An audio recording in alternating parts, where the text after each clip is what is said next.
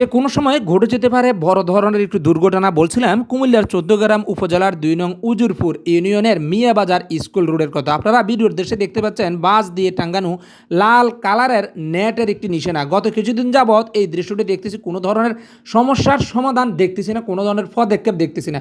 বিশেষ করে এই রাস্তাটি দিয়ে যখন ছোটো ছোটো বাচ্চারা চলাচল করে তখন কিন্তু নিজের কাছেও একটু ভয় লাগে। সো যারা ভিডিওটি দেখতেছেন তারা বেশি করে শেয়ার করবেন, যাতে আপনাদের একটিমাত্র শেয়ারের কারণে বাজার কর্তৃপক্ষ দেখতে পারে এবং এটির সমস্যার সমাধান অচিরে হয়ে যায়। এটি কুমিল্লা জেলার ১৪ গ্রাম উপজেলার ২ নং উজুরপুর ইউনিয়নের মিয়াবাজার নামক স্থান। আর এটি স্কুল রোড বলতে পারেন। স্কুল রোডের ঠিক মধ্যখানে তরকারি বাজারের প্রবেশ মুখে দেখতে পাবেন এই দৃশ্যটি। আপনারা যে দৃশ্যটি দেখতে পাচ্ছেন এটি কিন্তু একটি যে ড্রেনটি দিয়ে মিয়া বাজারের সকল পানি সরাসরি কাকরে নদীতে প্রবেশ করে।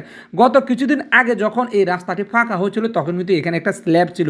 এখন কিন্তু সেই স্ল্যাবটা যে কোনো কারণে ভেঙে যাওয়ার কারণে কিন্তু এই গর্তটা এখন সরাসরি দেখা যাচ্ছে।